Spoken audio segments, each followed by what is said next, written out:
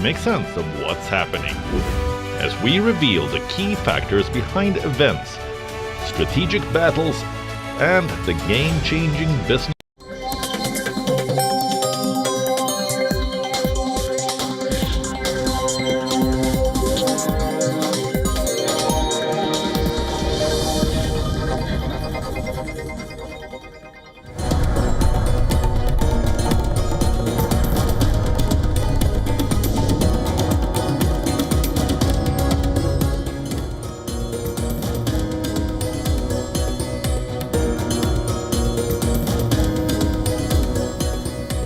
Welcome back, viewers. You're watching WION World is One. This is World DNA, the show that gets you ahead of the rest. I'm Shivan Chandra.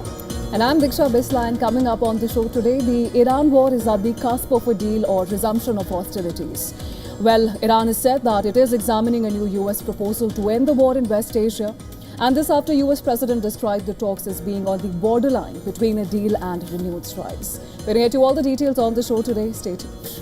Also on World DNA, dramatic visuals were released by the British Ministry of Defence as it showed footage and even shared details of two Russian fighter jets that repeatedly intercepted a British spy plane over the Black Sea. Now, the Russian warplanes got as close as 6 meters from the nose of the Royal Air Force plane. The UK called it dangerous and unacceptable behaviour by Russian pilots. We'll bring you the latest on that. Let's start with the headlines first. This is World DNA.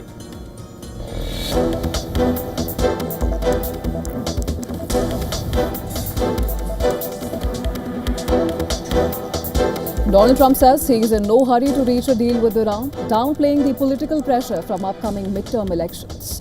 Underlines that any agreement would need to ensure opening of the Strait of Hormuz.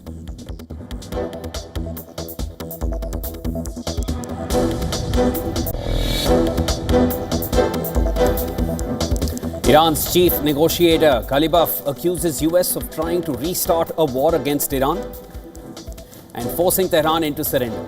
Says US actions suggest that it has not abandoned military goals despite economic and political pressure and is seeking to trigger a new conflict.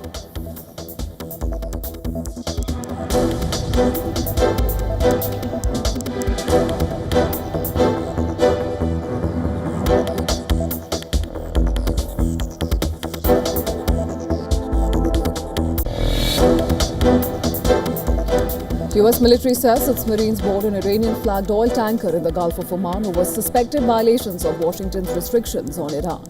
The vessel was searched and later released after being instructed to change course.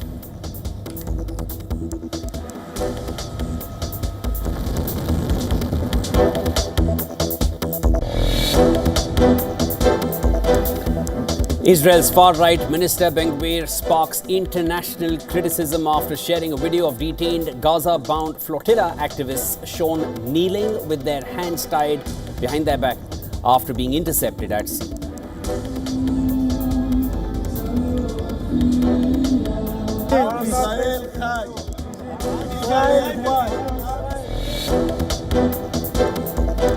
Keir Starmer defends easing UK sanctions on Russian-linked fuel imports to curb rising energy prices, and this despite criticism from opposition parties. He tells Ukraine Zelensky the move would still reduce Russia's oil revenues.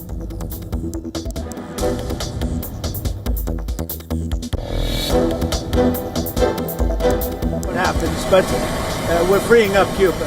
Should we expect any escalation here, or should they expect anything? Yes. No, you won't. There won't be escalation. US is freeing up Cuba, says Donald Trump. This is following indictment of the former Cuban president, Raul Castro, while declining to specify future actions and emphasizes there would be no escalation with Havana, as he does not see the need for further tensions.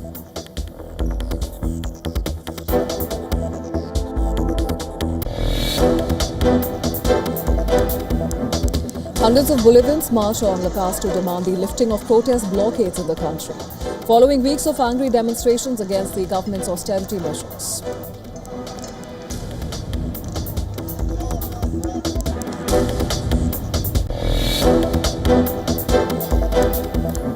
Asian markets surged on hopes of easing West Asia tensions. Japan's Nikkei jumped over 3%, while South Korea's Kospi soared more than 5% after Iran reviewed a new US peace proposal, and falling oil prices lifted investor confidence.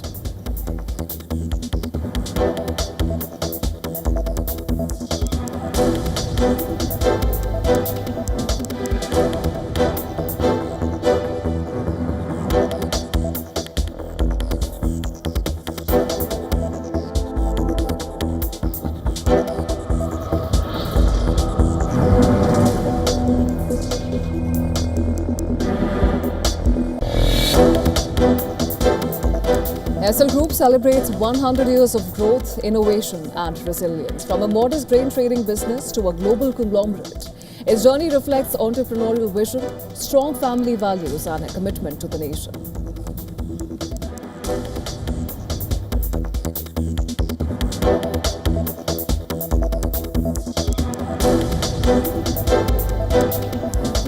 All right, let's start right off with our West Asia updates. Iran has said that it is examining a new US proposal.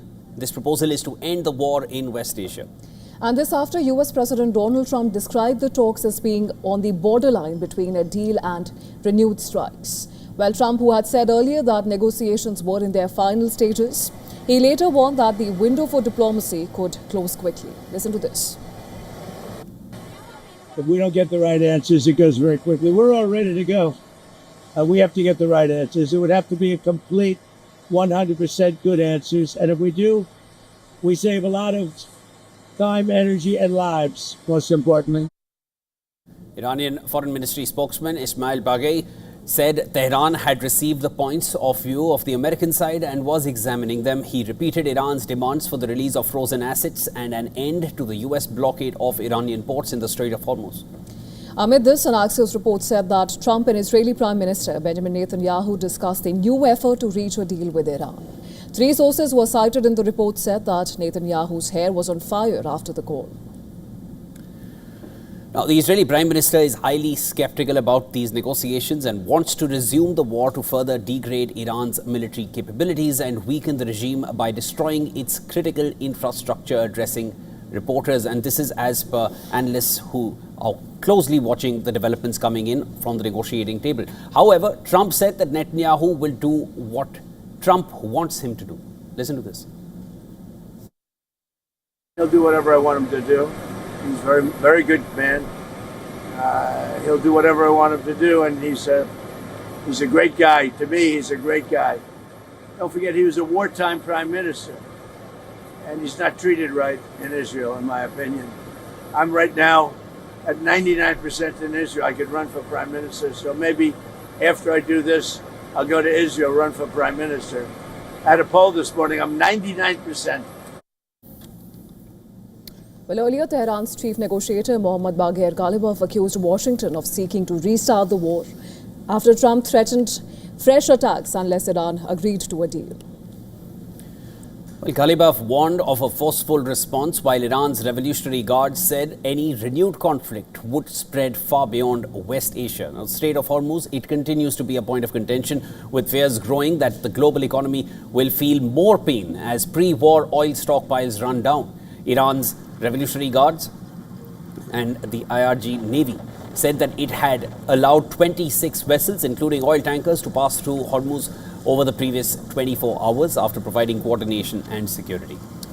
Now, the United States has imposed a counter-blockade on Iranian ports. U.S. Central Command said that Marines boarded an Iranian-flagged oil tanker in the Gulf of Oman on Wednesday on suspicion that it was trying to violate the restrictions. CENTCOM said the vessel was released after being searched and ordered to alter course.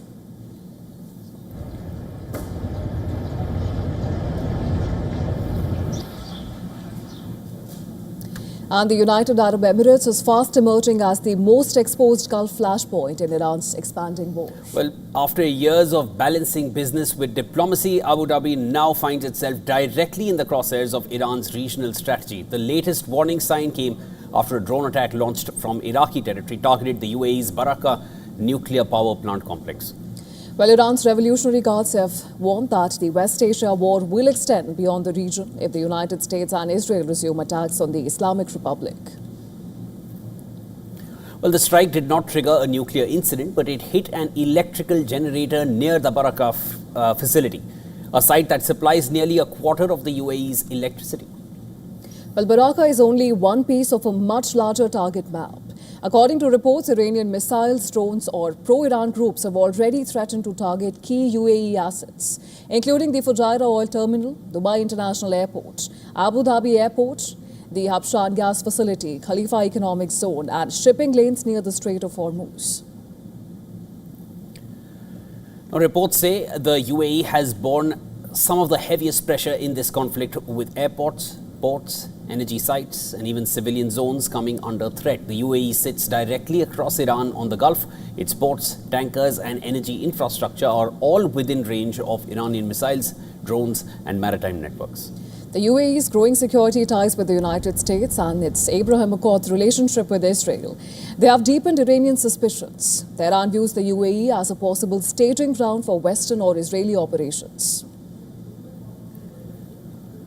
Now, Iran understands that striking the UAE hurts far more than one country, and it shakes global energy flows, aviation networks, shipping insurance and investor confidence across the Gulf. But this story is bigger than the UAE. It is also about GCC diplomacy and the Gulf's growing fear of a regional spillover. Saudi Arabia, Qatar, Bahrain, Kuwait and Oman, they have all been dragged into this crisis in different ways. But several GCC states have reported missile or drone threats since the conflict escalated. Now, Gulf leaders have held urgent consultations to prevent the region from sliding into a full-scale war. The message from many GCC capitals is clear. They want de-escalation, not a direct confrontation with Iran. And even as some GCC states quietly cooperate with US security structures, they're also trying to keep diplomatic channels open with Tehran. The fear is simple. Once Gulf infrastructure becomes fair game, no economy in the region remains safe.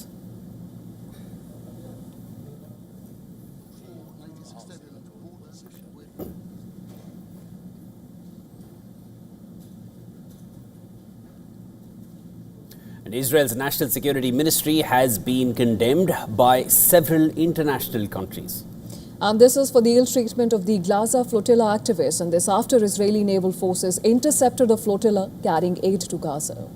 Now, the Israeli far-right minister Itamar Ben-Gvir posted a video that shows him taunting the detained Gaza aid flotilla activists who are seen kneeling with their hands tied to their backs. And the incident has also drawn criticism from Israeli Prime Minister Netanyahu, saying they are not in line with the country's values. The US ambassador to Israel also condemned the minister, calling it a despicable action. In a post, the envoy said that Itamar Ben-Gvir has betrayed the dignity of his nation.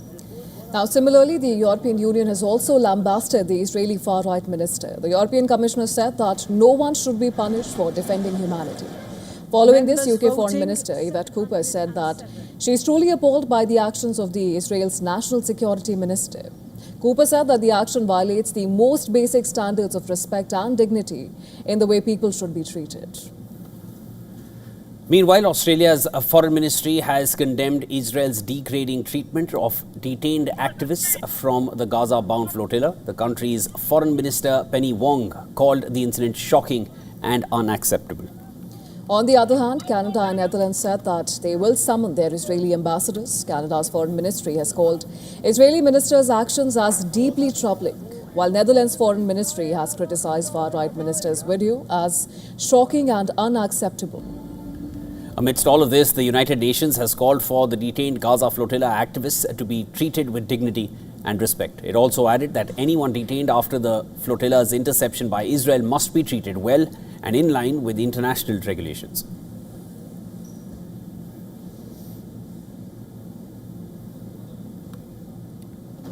As I said, everyone who has been detained by the Israeli authorities who are members of the flotilla needs to be treated with respect and dignity, like anyone who is detained, and they need to be returned back to their homes immediately. And it is imperative that they be treated well along international regulations.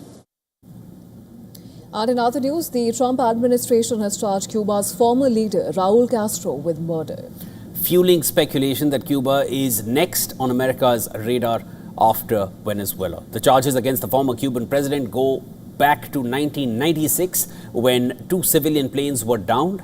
In addition to murder, Castro has been charged with conspiracy to kill, let me repeat that, conspiracy to kill Americans and the destruction of aircraft.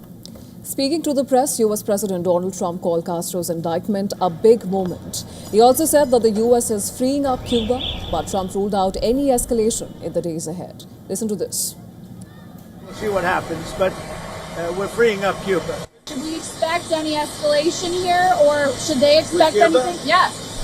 No, there won't be escalation. I don't think there needs to be.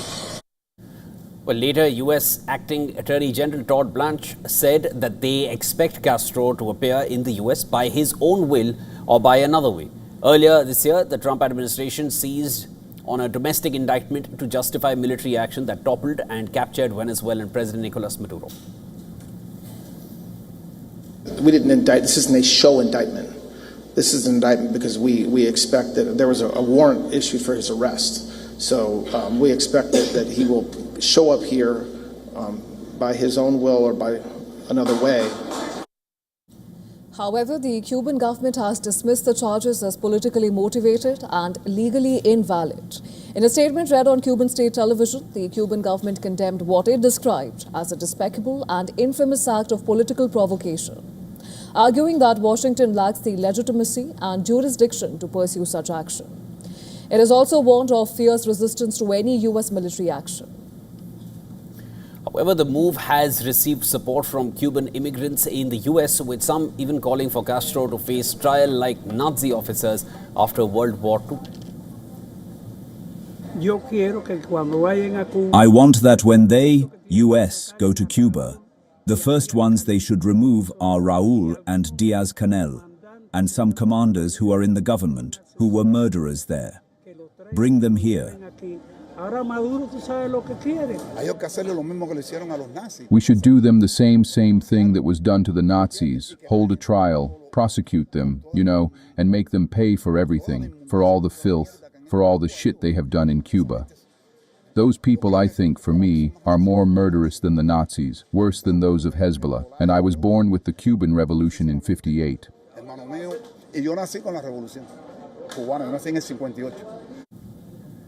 And to give us more details, our correspondent Susan Tehrani has sent us this report from New York. Take a look.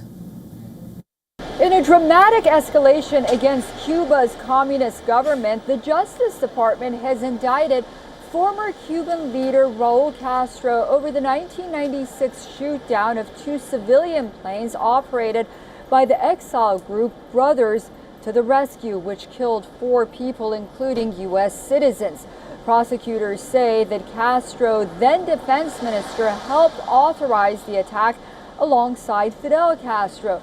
The move is highly significant because it comes as President Donald Trump intensifies pressure on Havana through sanctions, fuel restrictions, and also intelligence warnings over Cuba's ties to Russia as well as China.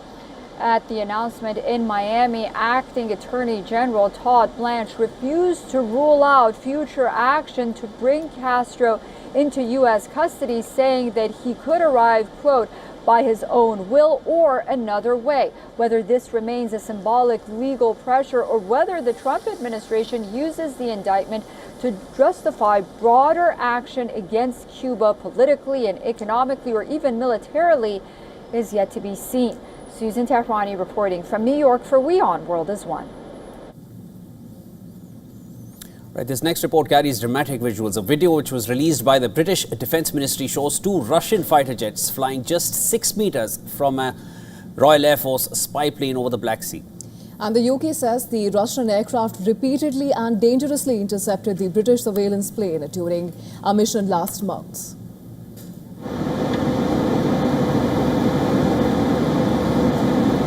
Now, according to the British Defence Ministry, a Russian Su-27 flew just 6 meters. That's about 19 feet from the nose of the aircraft, the British aircraft that is. The jet made 6 close passes in front of the unarmed plane, raising the risk of a mid-air collision.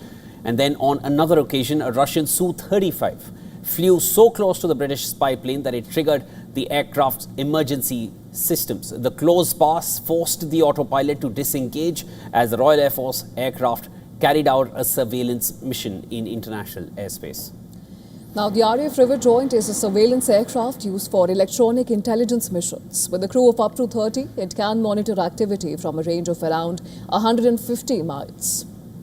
The British Defence Ministry described the encounter as the most dangerous incident involving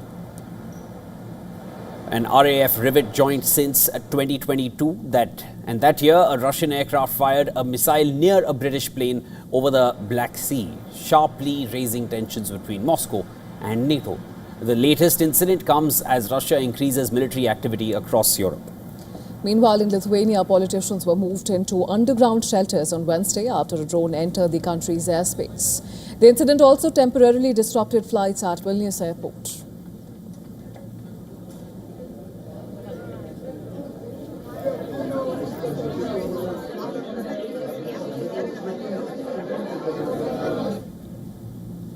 Well, thousands of lives have been ruined after being robbed of their hard-earned money.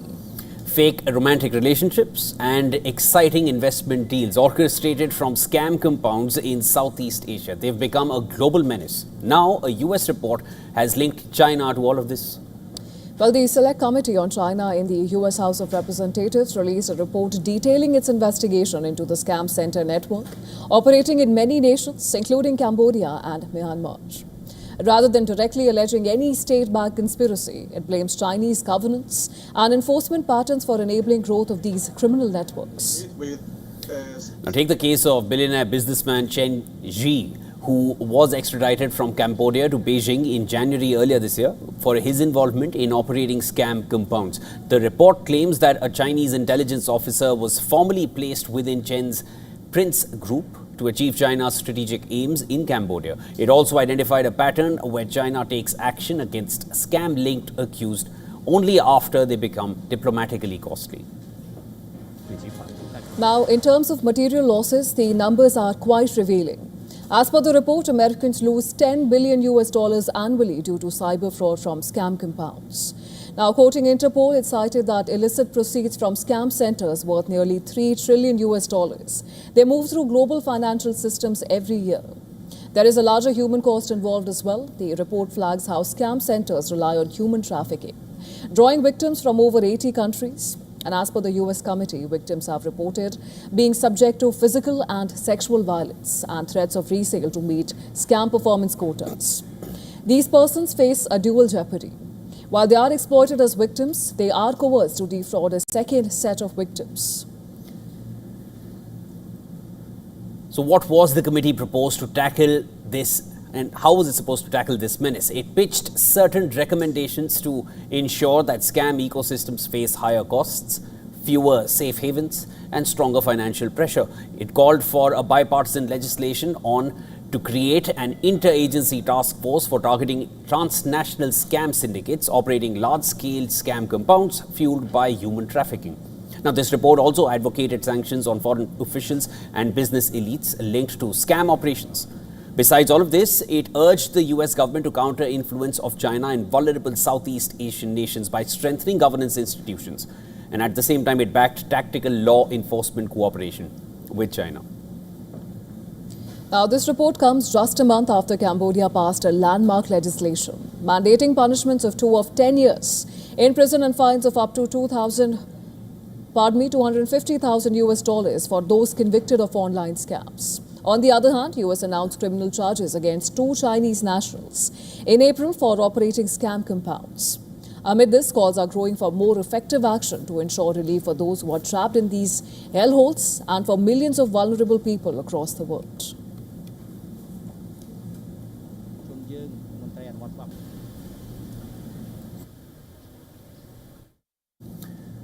The EU is racing to finalize a trade deal with the United States before Donald Trump's deadline for higher tariffs kicks in. Well, after months of negotiations, EU lawmakers and member states have agreed on the final text of the long-delayed pact. The move clears a major hurdle before the deal can be ratified. Now, US and the EU bloc, they first reached an agreement in July last year. Under the deal, the EU would remove duties on American industrial goods, and in return, the United States would maintain a 15% tariff ceiling on most European exports. The final text will be sent to the European Parliament and EU member states for approval. We need a safety net in the relation with the United States because at the moment it's totally unsecure and not predictable how the United States are acting in the field of tariffs. And therefore, we as the European Parliament made a clear statement with 417 votes for such a safety net. Well, Trump, on his part, has warned that if the deal is not in place by the 4th of July, the United States could raise tariffs on European cars and trucks from 15% to 25%. The threat has increased pressure on Brussels to complete the ratification process quickly. EU lawmakers have also pushed for stronger protections for European industries. A key clause states that the agreement will not take effect until the United States fully honors its commitments. Negotiators agreed on additional safeguards aimed at shielding EU businesses from unfair competition. The two sides also agreed to extend the deal's expiry date to 2029 instead of 2028. The original version of the agreement had set a shorter timeline. The deal is expected to help cool trade tensions between Washington and its European allies. Now, in recent weeks, Trump repeatedly criticized the EU over trade issues and differences over the war in Iran. After speaking with Ursula von der Leyen, Trump set a July deadline for the EU to complete the process. And now the latest breakthrough in negotiations is expected to help the European Union meet Trump's July target.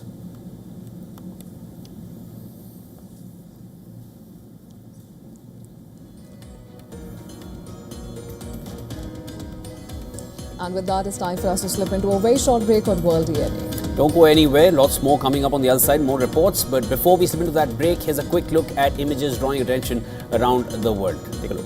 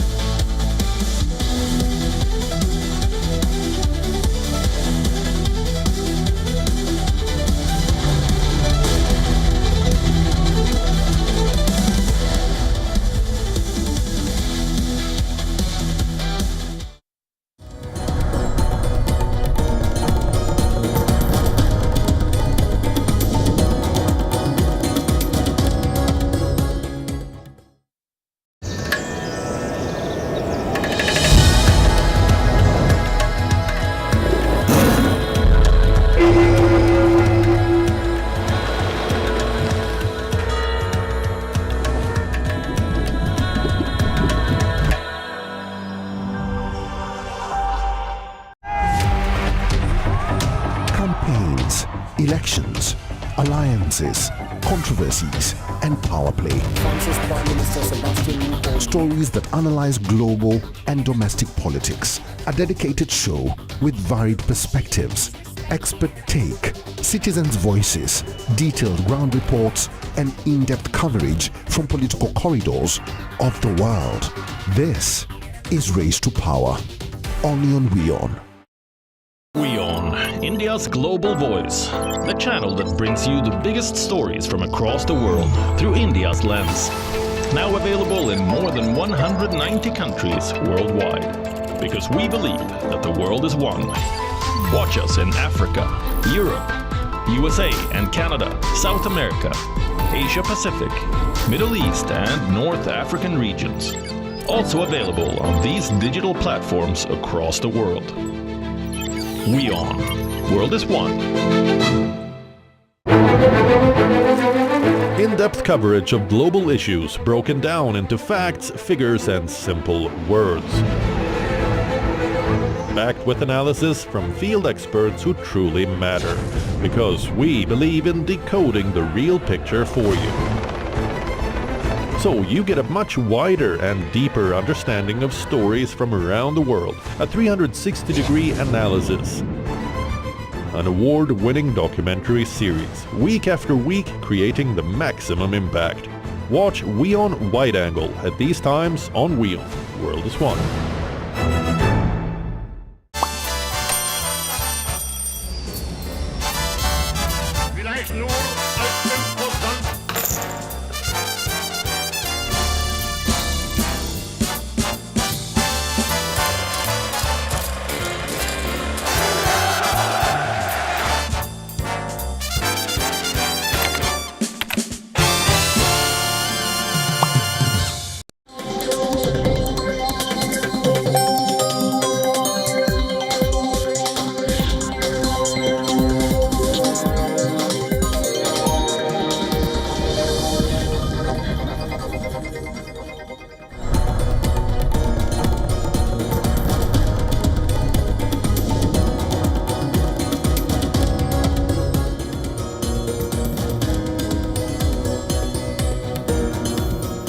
Welcome back, viewers. You're watching World DNA with Diksha. I'm Shivan. Lots more to discuss. Let's start with the headlines. He's fine. He'll do whatever I want him to do. He's very good man. He'll do whatever I want him to do, and he's a great guy. Donald Trump says Israeli Prime Minister Netanyahu would do whatever he wants him to do when asked how long the two countries could hold off strikes against Iran. He describes him as cooperative and a great guy.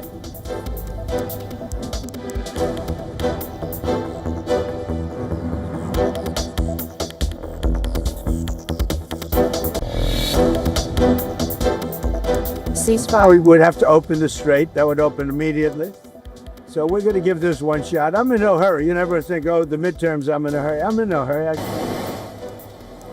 Donald Trump says he is in no hurry to reach a deal with Iran, downplaying political pressure from upcoming midterm elections, underlines that any agreement would need to ensure the opening of the Hormuz Strait.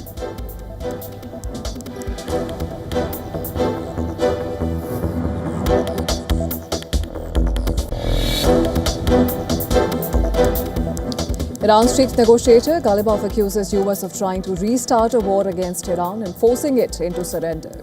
Says US action suggests that it has not abandoned military goals despite economic and political pressure and is seeking to trigger new conflict.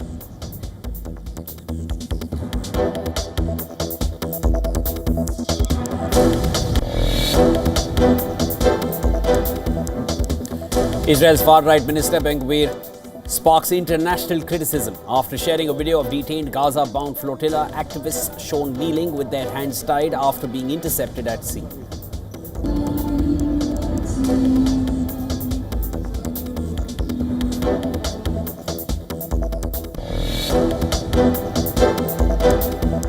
Zelensky warns that Russia may launch attacks on Ukraine from Belarus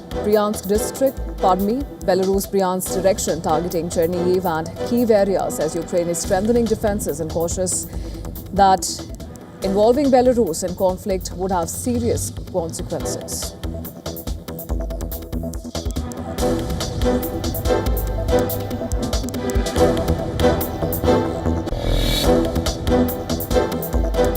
We'll see what happens, but we're freeing up Cuba. Should we expect any escalation here, or should they expect anything? Yes. No, there won't be escalation. Donald Trump says US is freeing up Cuba following indictment of former Cuban President Raul Castro, while declining to specify the future actions. Emphasizes there would be no escalation with Havana, as he does not see the need for further tensions.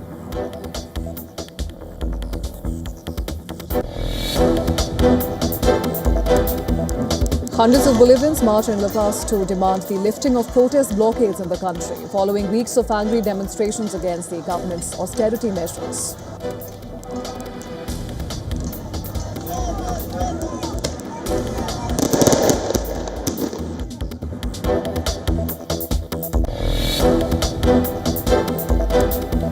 SpaceX has filed for a record-breaking IPO aiming to raise up to $75 billion at a valuation near $1.75 trillion. The filing says Elon Musk would retain strong control as the company expands rapidly into satellite internet and AI.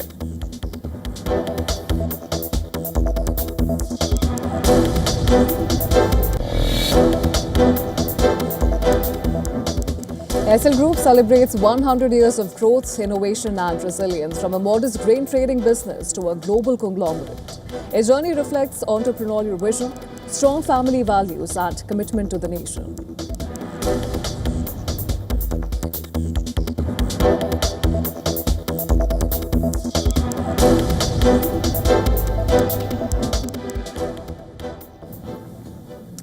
And in the latest development in the Twisha Sharma death case, a Bhopal District Court has dismissed the family's plea seeking a second post-mortem examination at AIIMS Delhi. Well, the court order says that it found no sufficient reason to permit a second post-mortem examination. Twisha's family had sought a fresh post-mortem examination citing alleged inconsistencies in the initial probe. The family has also alleged dowry-related torture by Twisha's in-laws. Well, the post-mortem report by AIIMS Bhopal concludes that the primary cause of death was ante-mortem hanging. Even as several external blunt force injuries were also found on Twisha's body. Doctors observed a double reddish patterned ligature mark running obliquely around the upper third of her neck. The autopsy recorded several standard biological indicators of asphyxiation, including facial congestion, hemorrhages in her right eye, and bluish discoloration of her ears and fingernails. Reports say that congestion was found across her brain, lungs, and stomach lining. Medical board also found multiple injuries caused by blunt force. Abrasions were noted on the left side of her neck, visible bruising across her left upper arm, left forearm, right wrist, and right fingernail. Meanwhile, the police have intensified the hunt for the accused, Twisha's husband, Samarth Singh, who is still absconding. And the police have also announced a reward of 30,000 rupees for information leading to his arrest. Police will also move the court to cancel the anticipatory bail of Twisha's mother-in-law and former judge Girbala Singh. Well, Twisha was found hanging from a gymnastic ring rope on the terrace of a house in Bhopal at approximately 10:26 p.m. on May 12th and was officially declared dead shortly after midnight on May 13th. Her family has moved court demanding an independent investigation and a second autopsy at AIIMS Delhi.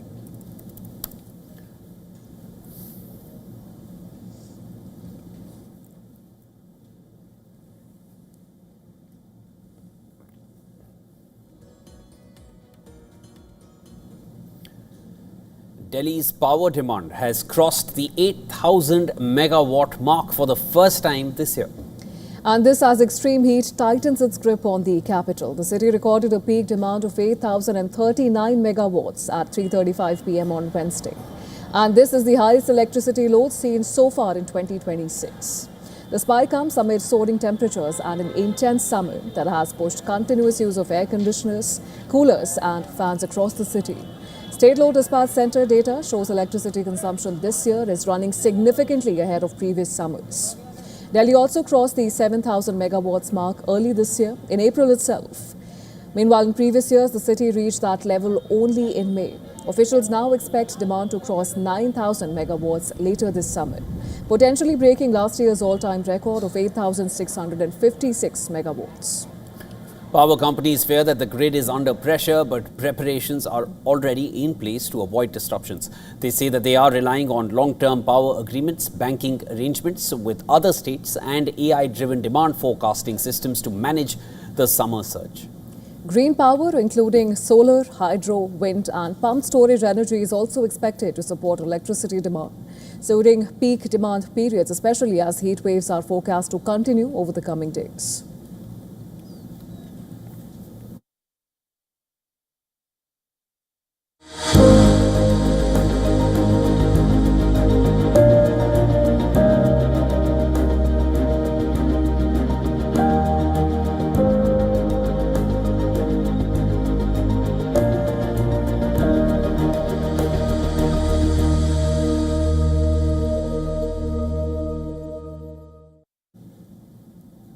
May 21st marks the founding anniversary of the Indian conglomerate Essel Group, which was established on this date in 1926. And on the occasion of 100 years of the Essel Group, let's take a look at the impression of a century. मैंने हमेशा माना है कि business shortcuts का खेल नहीं होता, ये निरंतरता और धैर्य से आगे बढ़ने का सफर होता है. When dreams are bigger than usual and determination is unwavering, no roadblocks can stop the journey to reach the pinnacle of success. This spirit is exemplified in the completion of 100 years of Essel Group, a brand defined by vision, dedication, struggle, service and success. The extraordinary story of Essel Group is a testament to the values fostered by the 4 generations of the Goyal family, who believed in leadership, foresight, the courage of taking risks, the spirit of never surrendering, the serving of humanity, and a deep sense of national pride. These values have outlined Essel Group's impact across the world and brought to light the talent and intention of passionate Indians who are dreaming big. Yet, behind every story of success lies a narrative of struggle, and Essel Group is no exemption.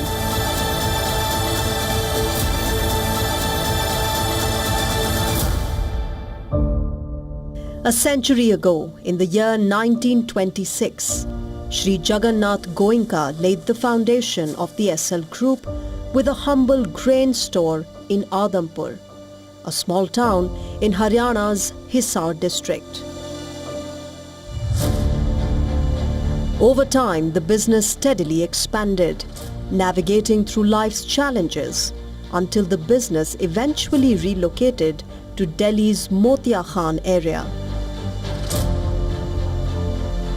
In 1969, a crucial moment arrived when the Goyal family business was divided among the brothers. At this crossroads, in 1970, a 20-year-old Subhash Chandra stepped into the world of business. There were no precedents he could follow. All he had was unwavering self-belief and the steadfast values to guide his way. With just 17 rupees in his pocket, Subhash Chandra's heart brimmed with dreams and the resolve to realize them. Fueled by his determination, this young man took flight, setting out to turn his ambitions into reality. Until then, the business had been limited to trading grains. But now, it was ready to leave its mark across multiple sectors. In this spirit, the Essel Group was established in 1976. In 1981, Essel Propack Limited introduced laminated tubes to India. In 1990, India's first modern amusement park, Essel World, opened in Mumbai.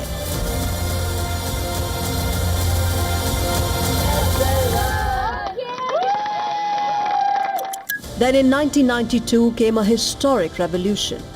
India's first private satellite television channel, Zee TV. This marked a major transformation in the Indian entertainment industry. Until then, the satellite television business had been dominated by foreigners. The launch of Zee TV broke the monopoly. Over decades, Zee TV has remained the leader in the entertainment industry. In 1994, City Cable was launched, followed by the country's first 24-hour Hindi news channel, Zee News, in the year 1995.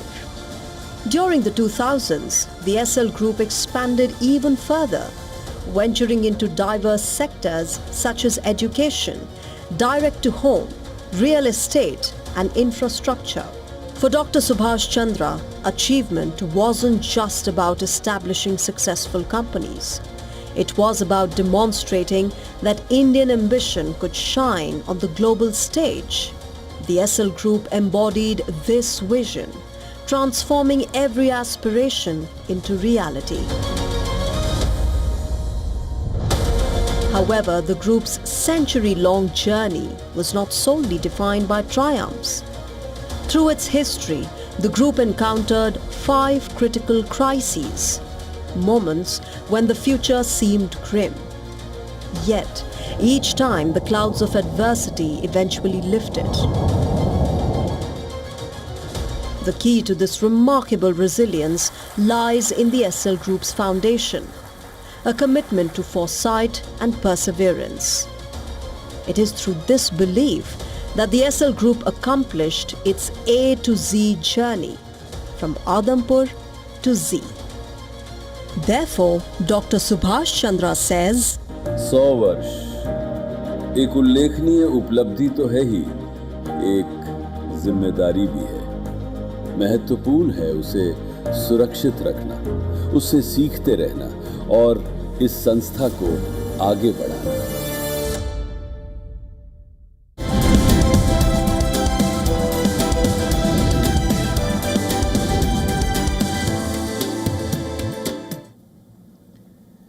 US oil prices extended losses on Thursday after taking a dramatic hit in the previous session. West Texas crude crashed more than 7% in just 24 minutes and $97 a barrel on Wednesday. Well, the trigger, it was a government report that caught markets completely off guard. The U.S. Energy Information Administration, or the EIA, it released its weekly inventory data on Wednesday. The numbers were nothing short of explosive. American crude oil stockpiles fell by 7.86 million barrels last week. And that is a massive drop. Markets were only expecting a drop of 2.5 million barrels. The actual figure came in more than 3 times higher. Normally, a big inventory draw signals strong demand and that pushes prices up. But traders reacted differently. The sharp price drop suggests panic selling. Some analysts even believe markets were already priced for bullish data. And when the report hit, traders locked in profits fast. The selling was swift and brutal, 3% gone in under 30 minutes. Gasoline inventories also fell. Stocks dropped another 1.5 million barrels. And that adds to the picture of tightening supply on the consumer side. Pump prices could feel pressure in the days ahead, and there was one piece of negative data in the report. Diesel inventories rose slightly. Analysts had expected a draw there too, but rising diesel stocks suggest softer demand from the trucking and industrial sector. That is a warning sign for the broader U.S. economy. But the headline remains the crude draw. Oil markets are now watching closely. Will prices stabilize or fall further? And that depends on what traders do next. For now, the message from the data is clear. Supply is tightening fast, contrary to President Trump's claims of enough supply.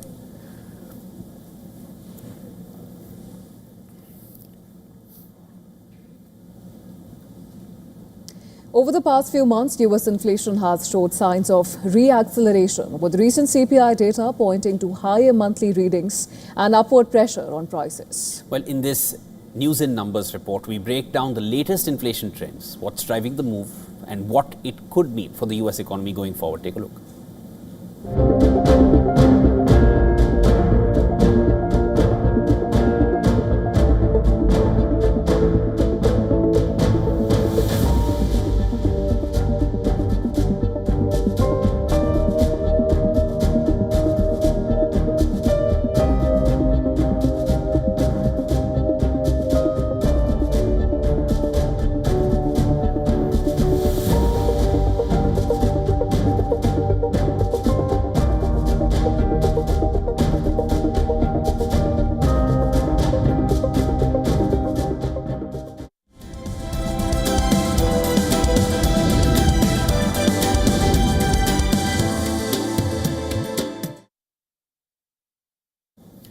AI embedded in humanoids allows these machines to operate in the real world.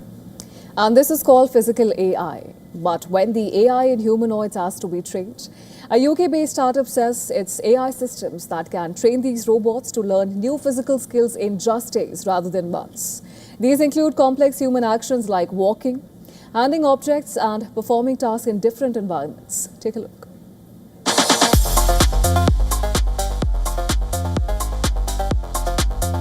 A UK-based startup, Humanoid, has developed an AI system that can teach robots new physical skills in days rather than months. Inside Humanoid's London office, a robot glides across the floor, raises its arms and grasps objects with mechanical hands. The company believes the humanoids trained using its AI brain could one day work in factories, warehouses, and automotive plants, carrying out repetitive tasks in environments designed for people.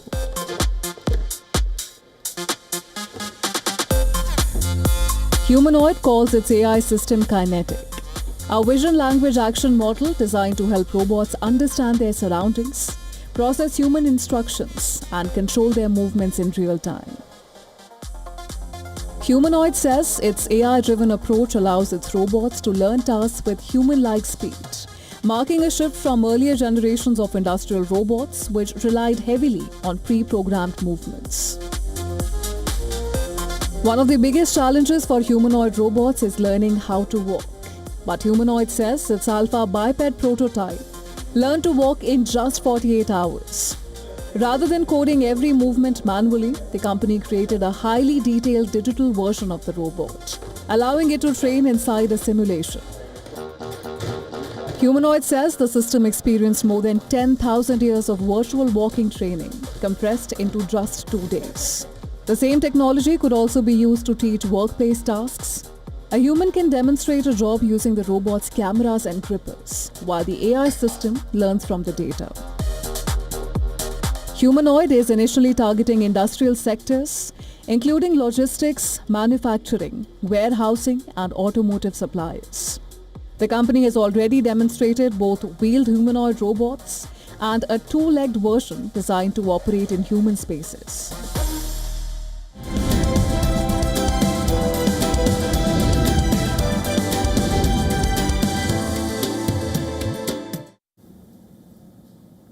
And now shifting our focus to the world of sports, the architect of Arsenal's Premier League triumph is Mikel Arteta. And there have been a number of question marks around the Spaniard over the years, but any doubt has now been removed after the club's first Premier League triumph in 22 years. The road hasn't been easy for Arteta and Arsenal over the last few seasons. He took charge in December 2019, and although he did deliver the FA Cup in the first season, the team's performance in the Premier League was off the mark. The first couple of seasons under Arteta, the club finished 8th, and it was only then that the club started challenging at the top end of the table.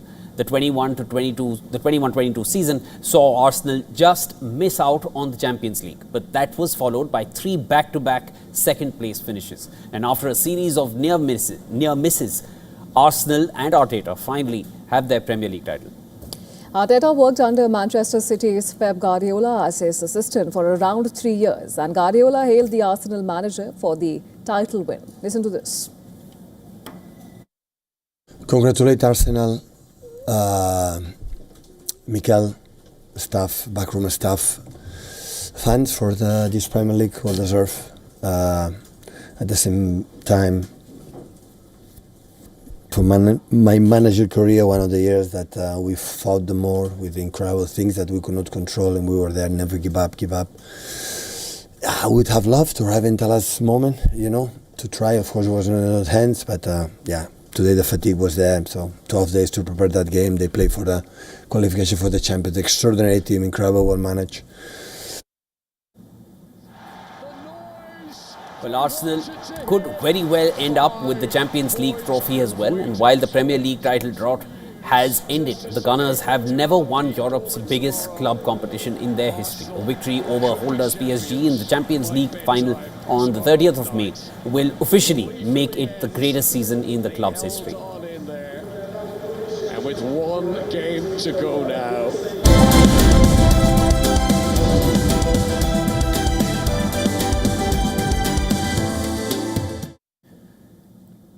Let's quickly bring you all the updates from entertainment, starting with the prestigious Cannes Film Festival, which celebrated its 79th main competition jury with a traditional handprint ceremony. Jury President Park Chan-wook, alongside Demi Moore, Ruth Negga, Stellan Skarsgård and Chloe Zhao.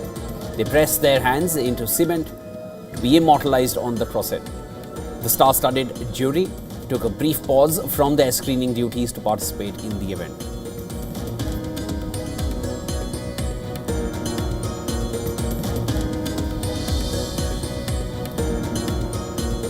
Hindi film actor Saif Ali Khan was in Kolkata alongside English cricketer Ian Botham to celebrate the enduring legacy of his father, Mansoor Ali Khan Patori. Speaking at the event, Khan reflected on his father's profound impact on Indian cricket and his quiet, resilient demeanour at home.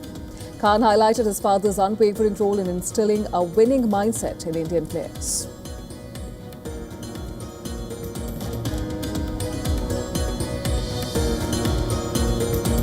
The official trailer for Spider-Noir is out. It offers fans their first substantial look at Nicolas Cage reprising his role as the hard-boiled 1930s web-slinger, this time in live action.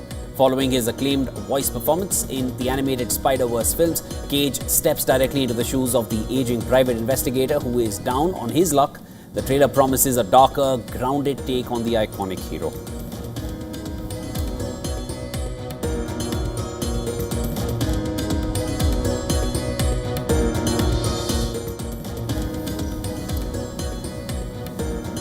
Alright viewers, that's a wrap on this edition of World DNA. Thanks so much for tuning in. Before we slip into a short break, here's a look at all the climate stories making headlines across the world. Stay with us.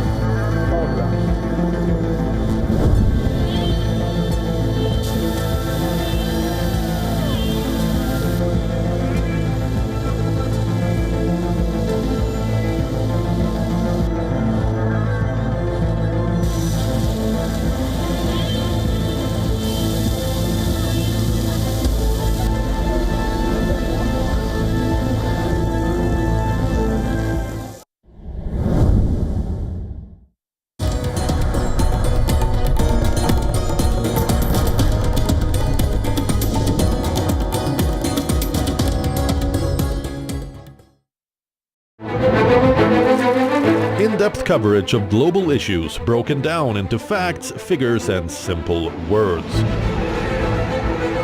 Backed with analysis from field experts who truly matter, because we believe in decoding the real picture for you. So you get a much wider and deeper understanding of stories from around the world, a 360-degree analysis. An award-winning documentary series, week after week creating the maximum impact. Watch WION Wide Angle at these times on WION. World is One. In this rapidly changing world, is your health keeping pace? Best practices and breakthroughs busting the hype with real insights. The timeless power of yoga and ancient healing. Good food, good mood. Small steps, big impact. Your health matters. Only on WION World is One. Because nothing matters more. In West Asia, every move shifts the world's balance. Wars, ceasefires, alliances, power never stands still. From Tehran to Tel Aviv, from Damascus to Doha, the West Asia Post cuts through the chaos to reveal the region that shapes the world. Because what happens in West Asia never stays in West Asia. This is the West Asia Post, the region's story, the world's impact.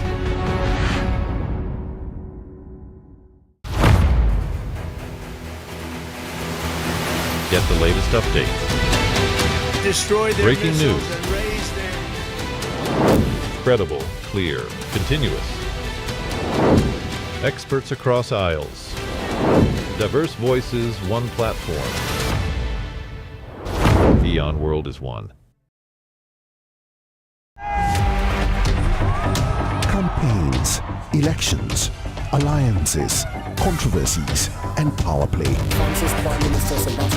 Stories that analyze global and domestic politics. A dedicated show with varied perspectives, expert take, citizens' voices, detailed ground reports, and in-depth coverage from political corridors of the world. This is Race to Power, only on WION.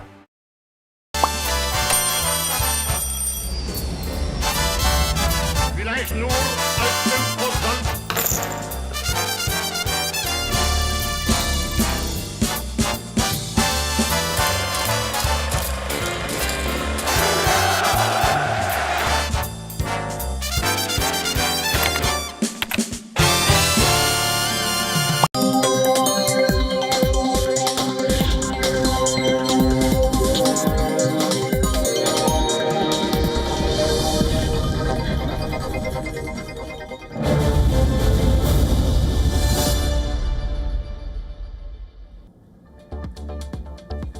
Thanks for staying with us. You're watching WION World is One. I'm Adya Janeja and this is Speed News. Let's start with all the stories making headlines today.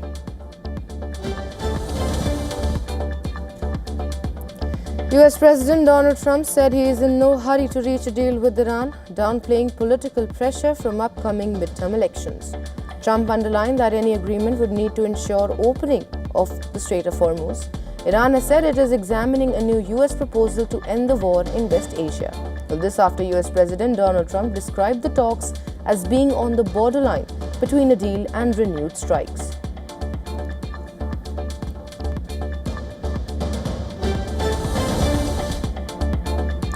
Iran's chief negotiator Ghalibaf accused US of trying to restart a war against Iran and forcing it into surrender.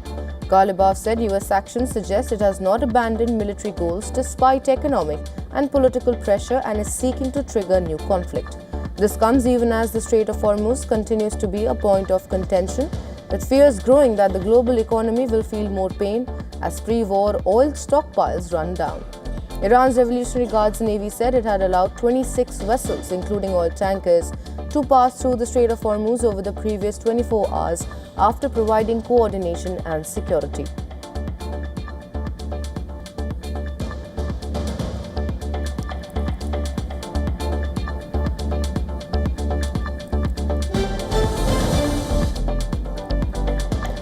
The US military boarded Iranian-flagged commercial oil tanker MT Celestial Sea in the Gulf of Oman after suspecting it had violated a US blockade. US Central Command said US forces released the ship, which was headed towards an Iranian port, and after searching it and directing its crew to alter the course.